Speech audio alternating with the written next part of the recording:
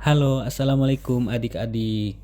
Hari ini kita akan belajar bahasa Indonesia untuk kelas 3 mengenai menulis laporan tentang pertumbuhan dan perkembangbiakan makhluk hidup.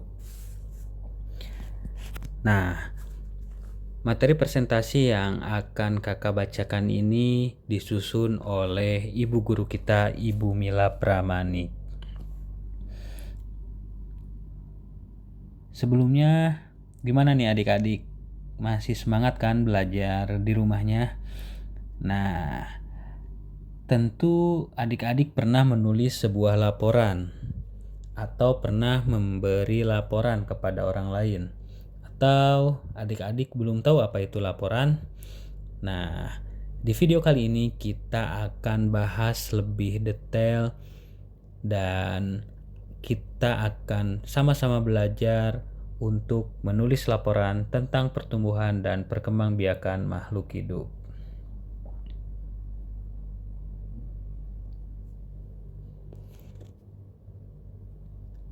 Laporan adalah tulisan yang dibuat berdasarkan hasil pengamatan atau penelitian. Nah, kalau bahasa istilah dalam bahasa Inggris, laporan ini memiliki kata lain yaitu report. Jadi, sebelum kita membuat sebuah laporan, kita harus mengamati atau melakukan penelitian terlebih dahulu. Coba deh, adik-adik ingat lagi. Apakah adik-adik pernah mengamati sebuah objek? Misalnya saja, adik-adik punya sebuah objek yang sangat adik-adik sukai. Jadinya adik-adik pasti memperhatikan terus-menerus objek tersebut dan memperhatikan objek tersebut dengan teliti. Contohnya gini nih. Misalnya adik-adik menyukai kupu-kupu. Nah, tentu adik-adik akan memperhatikan sayapnya, warnanya, bentuknya, cara dia terbang, dan masih banyak lain. Nah, kalau adik-adik sudah bisa mengamati, berarti adik-adik sudah bisa membuat laporan. Karena apa yang adik-adik lihat, apa yang adik-adik dengar, dan apa yang adik-adik amati itu bisa dijadikan sebuah informasi untuk dijadikan sebuah laporan. Jadi, apabila adik-adik belum melakukan sebuah pengamatan terlebih dahulu, jangan coba-coba ya mengatakan itu adalah hasil dari laporan pengamatan. Karena adik-adik harus melakukan penelitian atau pengamatan terlebih dahulu untuk dapat menulis sebuah laporan.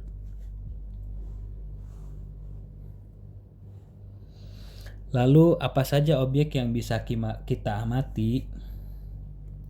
Pertama, coba adik-adik perhatikan gambar pada video ini. Nah, dalam gambar tersebut terdapat benda-benda. Ada lemari, ada ban, ada kursi, buku. Nah, ada 4 benda ya. Nah, gambar-gambar tersebut bisa adik-adik amati. Bisa adik-adik teliti, misalnya dari bentuknya, tingginya, warnanya, dan lain-lain. Nah, ini gambar kedua. Coba adik-adik lihat juga. Di sini ada gambar keadaan orang yang lagi melakukan transaksi jual beli. Atau ini secara tempat berada di pasar. Nah, adik-adik bisa mengamati suasananya, cara pedagang menjual, cara pembeli menawar, dan tentu barang apa saja yang dijual. Atau misalnya adik-adik lagi jalan-jalan nih ke kebun binatang, ke mall, ke tempat yang ramai, tentu adik-adik bisa mengamatinya untuk dijadikan sebuah laporan. Nah, ada gambar makhluk hidup. Kenapa makhluk hidup ya? Karena setiap makhluk hidup itu memiliki ciri-ciri. Misalnya cara berkembang biaknya, cara bergeraknya, terus keunikan suaranya, dan lain-lain. Selanjutnya proses pengerjaan. Nah, pada gambar ini tentu adik-adik melihat ada proses yang lagi dikerjakan oleh Pak Tani. Pak Tani sedang berusaha untuk menanam pohon. Adik-adik juga bisa mengamati proses pengerjaan lainnya. Misalnya saja, ibu sedang menanam pohon cabai, ibu sedang memasak, ibu sedang membuat kue, dan lainnya.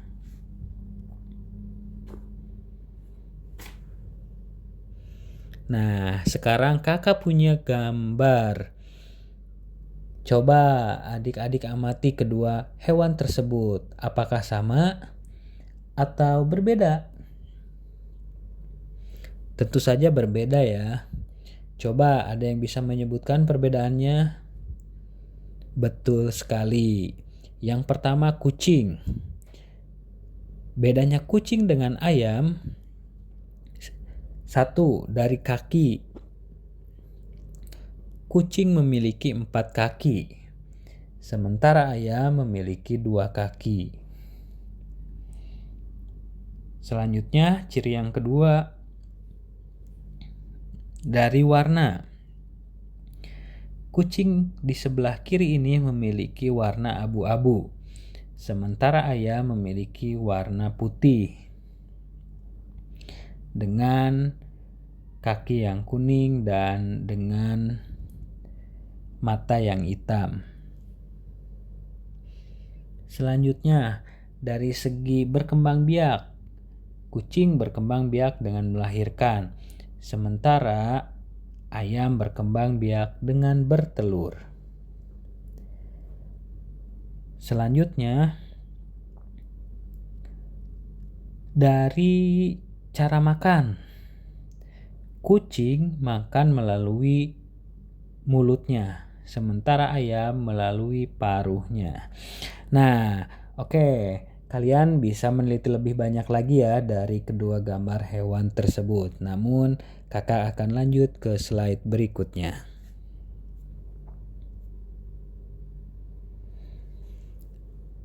Kak, gimana sih cara untuk membuat laporan?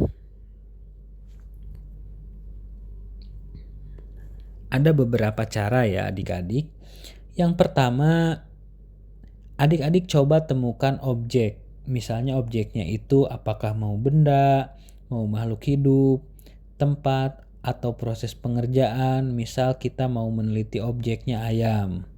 Jadi yang pertama, cara untuk membuat laporan adalah tentukan objek yang akan kita teliti dan akan kita buat laporan. Yang kedua, tujuan dan waktu. Nah, kalau tujuan, adik-adik harus menuliskan tujuan. Kenapa adik-adik meneliti ayam misalnya? Misalnya saja tujuannya karena untuk mengetahui cara perkembangbiakan ayam. Lanjut, untuk waktu, tuliskan kapan waktu kalian meneliti dan kapan proses ayam yang tadi kita teliti melakukan perkembangbiakannya.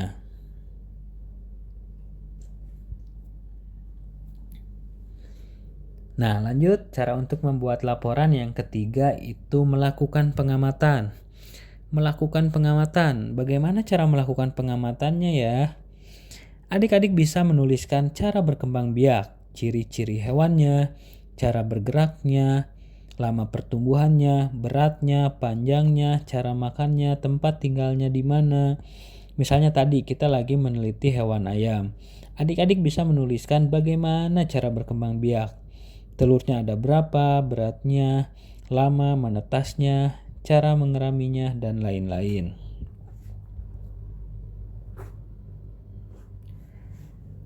Nah, untuk membantu kita dalam melakukan proses membuat laporan, yang keempat kita harus membuat catatan dari hasil pengamatan. Jadi apabila semua informasi dari pengamatan atau penelitian sudah selesai, langkah selanjutnya adalah membuat laporannya.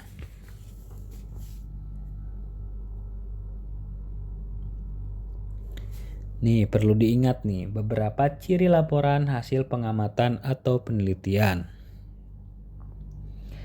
Yang pertama, laporan harus sesuai dengan fakta atau informasi yang ditulis harus sesuai dengan faktanya.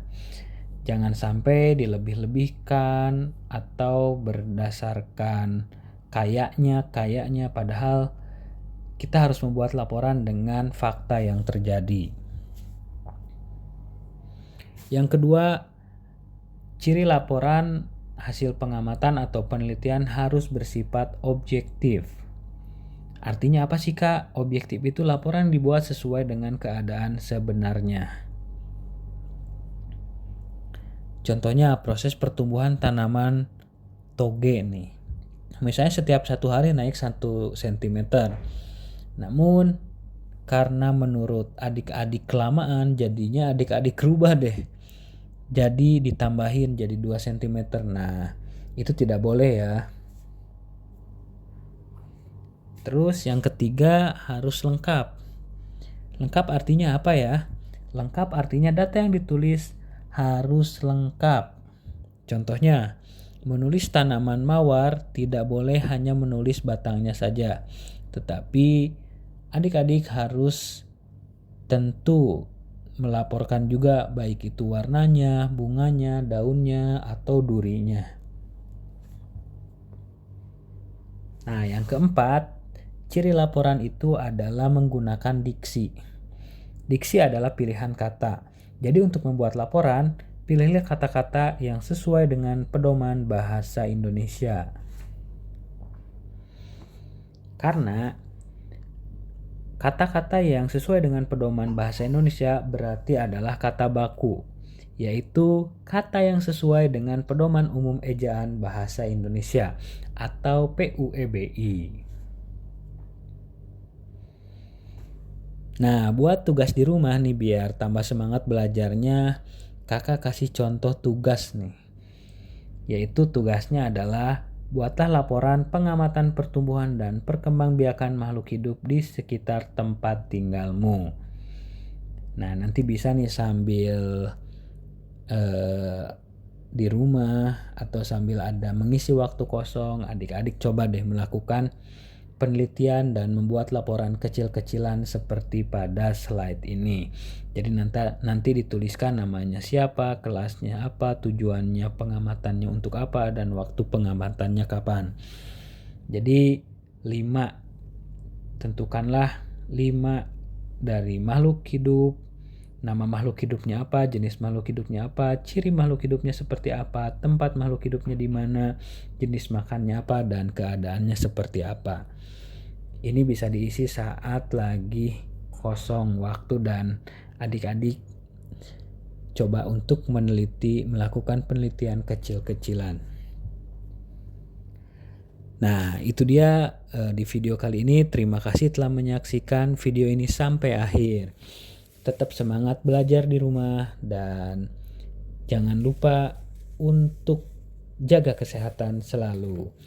Selamat belajar adik-adik. Karena rajin, pangkal pandai. Terima kasih. Assalamualaikum warahmatullahi wabarakatuh. Dadah.